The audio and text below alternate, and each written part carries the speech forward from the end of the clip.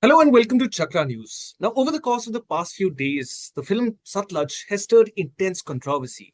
Dealing with the life of activist Jaswant Singh Khalra, the film touches a very sensitive subject of Indian history, the insurgency in Punjab.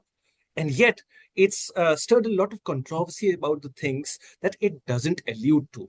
With us, we have a prominent activist, aviation expert, author, and a man who has a deeply personal connection to the Punjab insurgency and the Kanishka air bombing, Mr. Sanjay Lazar. Sanjay sir, thank you for joining us. Thank you. Thank you for having me. So, Satlaj has touched upon a very, very sensitive subject. What were your first reflections when you heard that such a film had come out? What were your hopes and fears with regard to it? Well, I first heard about Satluj being made a couple of years ago under another name.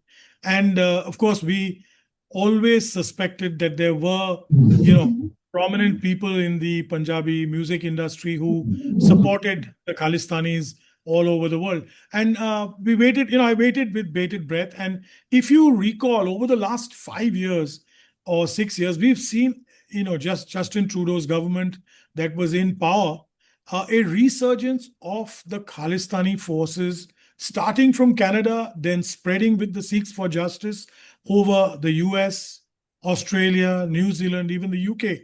And the Khalistani narrative had begun to grow and change direction.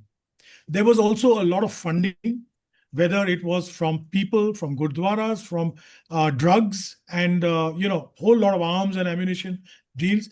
A lot of this was being channelized into lobbying and propaganda in the US, in Canada. And that's when I realized that, it was time that I got active again. And so I've been tracking, of course, Khalistan and their, antecedents for the last 35, 40 years. But this movie came up, and then all of a sudden I found that it had, been stuck with the censors. It was released under a new name. And instantly, as soon as I heard it was released, I wanted to see it, and then it was taken down. But the strange thing is that videos of this movie were being circulated on WhatsApp, on Gmail, on Drive, and On with a YouTube. very On YouTube. YouTube. Yeah, yeah. But what was being circulated with people was a very strange message, and it was being. I got it from a Sikh friend of mine. Let me be honest, and it said, "Let people learn of our history." Diljit Punjab 1995. Please forward to all your friends and family. Everyone must know our hidden history now. So this was obviously a planned campaign. It was not something that happened spontaneously, as we are led to believe. This was a well-planned campaign at the background, and it started circulating. The next thing you know is 12 hours later, Diljit Dosanjh's post himself telling people, download it and watch it.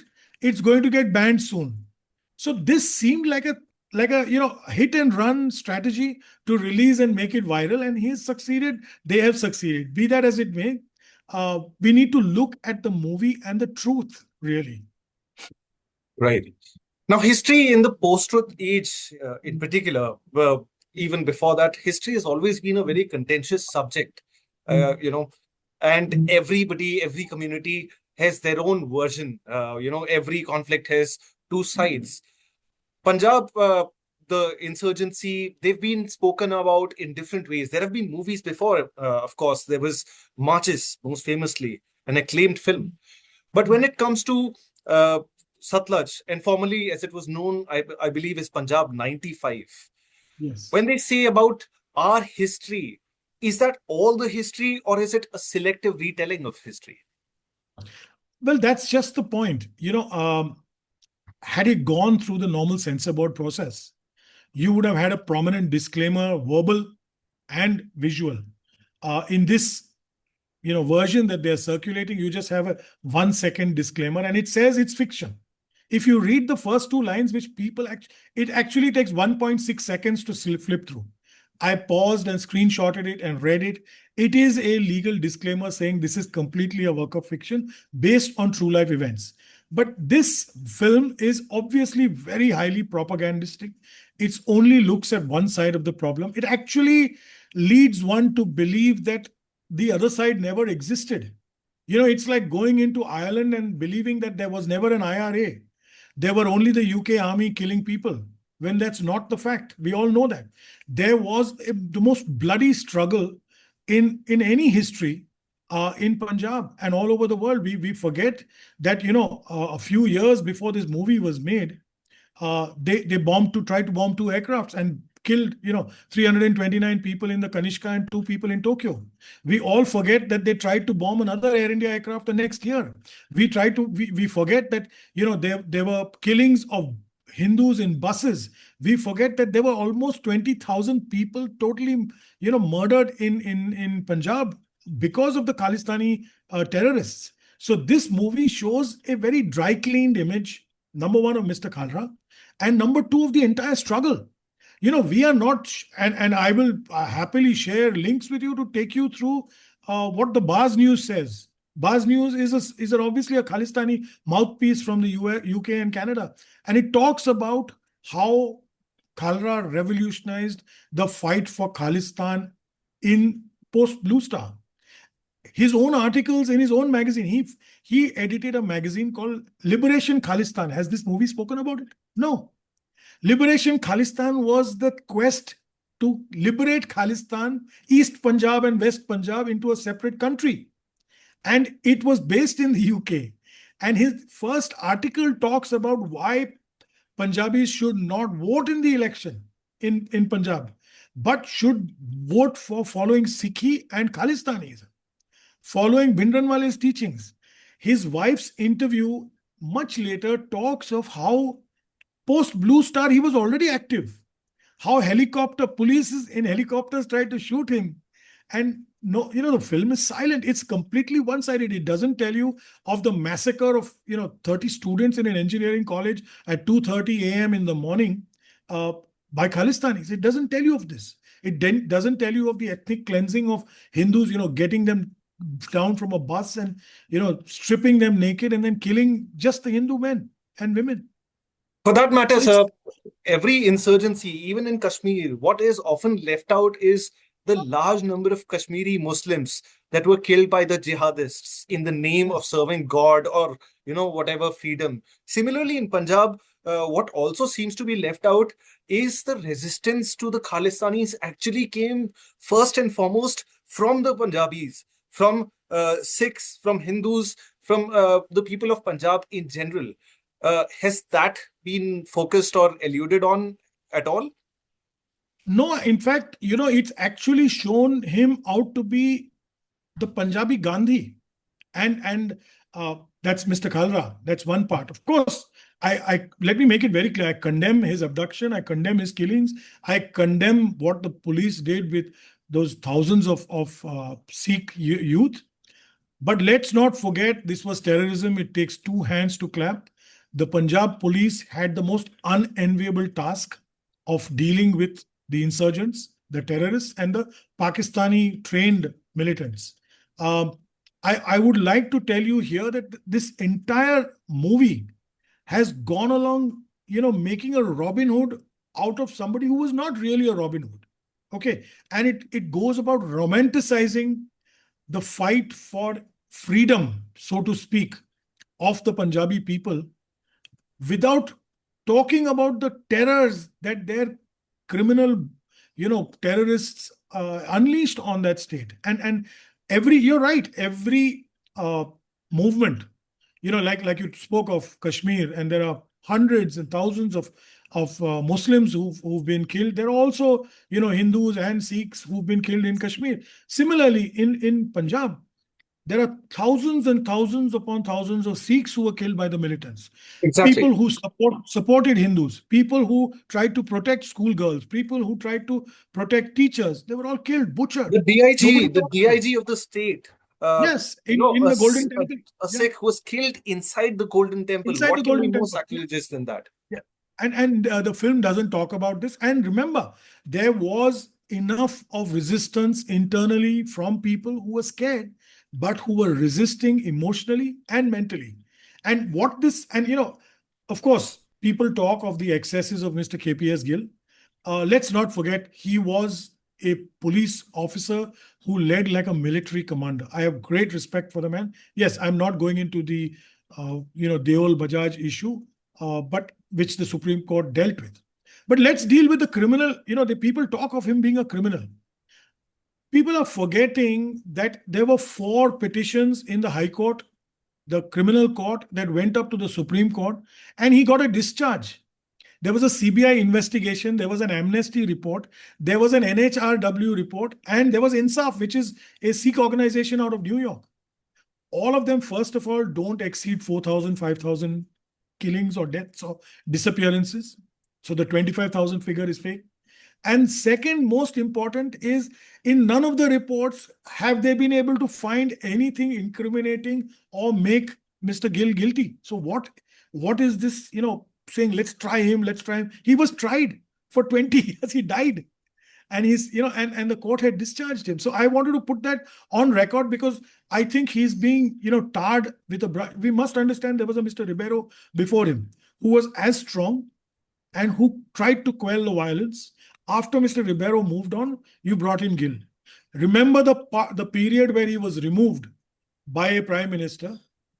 The killings by the terrorists were at its peak. We had 60% of all deaths in that 2-year period compared to the other 8 years. So remember, removing Gill changed the dynamics. So, that's something that we wanted to put on record. And we look at the kind of, bloodshed and barbarism that we saw from the Khalistanis. You talk to people like, experts of those years, Shekhar Gupta, Tavleen Singh, Veer Sangvi, and you will find that they will tell you that it was so revolting the way, whether it was Bindranwale or his groups or even the militants themselves came around. So that's essentially what I wanted to, basically talk about in this sense. Yeah. I've read the book by Mr. KPS Gill called The Knights of Falsehood, wherein he talks about his operations in the Punjab and the insurgency in detail. He talks about how a lot of different actors got involved in the insurgency, not just for a cause, but a number of them for shaukiya taur pe. There's a very famous survey that was done of all the militants who had been captured. But moving beyond that, insurgencies are messy subjects. They're messy to begin with, and they're messy to close down and, eradicate. But it's been almost 30 years now. This is 2026. And yet it seems that Punjab seems to be on a boil, particularly in the last 5 years or so, as you recounted earlier in this very conversation. First, there was the Farm Rights Bill. There were year-long agitations, and both sides had their points. After that, there was Amritpal, right, who, was basically cosplaying General Singh Bhindranwale. Then there was the rise into prominence of the gangs of Punjab, right? And now you have, and in the background, you have this rising chorus of a Khalistani movement.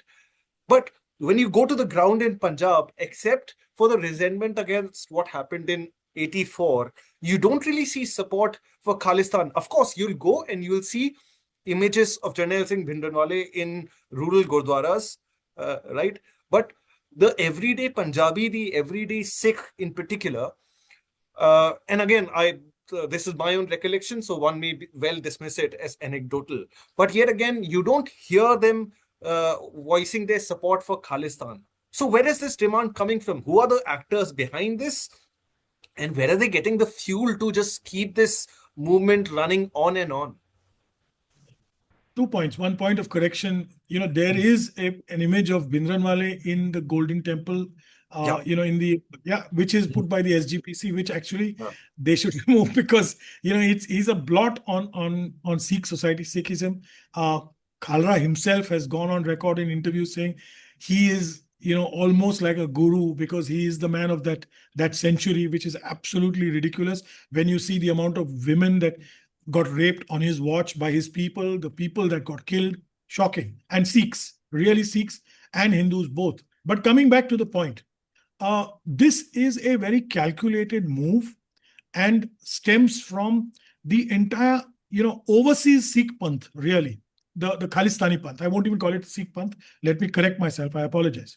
It is the overseas Khalistani Panth. And whether it's the Sikhs for Justice, the World Sikh Organization, the Sikh Federation in the UK, or the Sikh Federation in Australia and New Zealand, it is a diaspora movement that has got together with the Pakistani ISI. And Deepak, I travel over the world talking about terrorism and specifically against Khalistani terrorism and the movement itself. I've been tracking them for, like I said, 3.5 decades. And I've had events at Washington, the National Press Club and stuff like that, the Congress. And I've seen Khalistani, protesters coming in vehicles of the Pakistani embassy with Pakistani flags and Khalistani flags. So there is no doubting the fact that they are joined at the hip. This is a movement that was birthed in Pakistan. If you remember Zulfikar Ali Bhutto's famous dialogue, "I will kill India with 1,000 cuts," and this is the core. Khalistan and Kashmir were his two targets with K2 Sikh militants. strategy, as they've Their called it. strategy. And that is how he wanted to damage and hurt India. The same way we took away Bangladesh. We go back to, so they have funds, they have criminal networks, they have arms networks, they have people to people networks. They pick up people from rural Punjab, take them to Canada, give them jobs, make them truckers, criminals. They transport their drugs. They are flush with funds. Probably after Hamas and organizations like that in the Middle East, the Sikh Khalistani militants are probably the most well-funded on earth. They have become politically active in Canada, politically active in New Zealand and Australia, and they are now, and of course the UK. Half of them are in government, and they run narratives in political circles. So that terrorist militant organization has got the garb of decent political lobbying, and now it's become a political movement which is now trying to pressure India, and they've not given up. So that is how it's coming to the fore. You will see, if you look back the last 3 years, you would have seen a narrative where Khalistanis and Khalistani, I'd say elite, are trying to pass the narrative that India bombed the Kanishka. They've been trying to repeat this, that it was the Indian intelligence, it was their agents, when in fact all the agencies and the police knew that it was the Babbar Khalsa. CSI had a long-running investigation wherein they Yes. got all those They recordings. still have a task force. I'm in touch with the task force. The current RCMP and all still have a task force. I go every year for the anniversary. I go there. There is a meeting with the RCMP in 3 weeks' time with all the victims' families. Similarly, they are now trying to whitewash incidents in the Punjab. And the goal is very simple. The goal is Punjab 2026 election. 2027 election, sorry, I beg your pardon. And they are trying to build a narrative where obviously the Congress will fall by the wayside with this movie, but the BJP and the AAP also may fall by the wayside, and you will eventually, or probably they'd get an amalgam of Khalistani friendly parties that come into power, and that's all this movie is targeted about. So that is what you see as the changing times. The Khalistani effort has not dimmed through time. It has grown. And sadly, I have to say this, our government is impervious and blind to what is happening, or has chosen to neglect and ignore it because they feel silence will help them win the election in next year. I don't see that happening, because as much as the BJP tries to portray itself as very pro-Sikh and pro-Khalistan, or impervious to Khalistan, they are being sidelined in the Punjab electorate. People are now looking at this as a different element. This movie will polarize views on one side. There is no propaganda or counter to this kind of propaganda. And unfortunately, Bollywood and Indian filmmakers, Hindu filmmakers do not even care about the terrorism, the blood-curdling, barbarism we've seen over 40 years. And that's the tragedy. That is the tragedy, that even you have one minister who's crying out. Do you hear anybody else in the government saying anything? No. So you should have had more people speaking out. Troubling times indeed, Mr. Lazar. Everyone's waiting with bated breath and hoping that the emotions that have been let loose because of Satlajj See, a good conversation is always welcome, and every society needs to confront its past and its own demons. And yet, there is the risk that oftentimes misguided, say, misinformation can end up stoking emotions and leading to unintended consequences. At this point, one can only hope that something like that will not happen, and that things will turn out for the better. But for now, I must thank you, Mr. Lazar, for taking out the time to speak with us, and we hope that conversations like this can continue. Thank you. Thank you. Thank you very much. Deepak, before you end, I just wanted to, one quick quote. I just wanted to, if you want to Sure, use it, please. I want to, I'd like to, make it very clear that, we welcome, both sides of the story.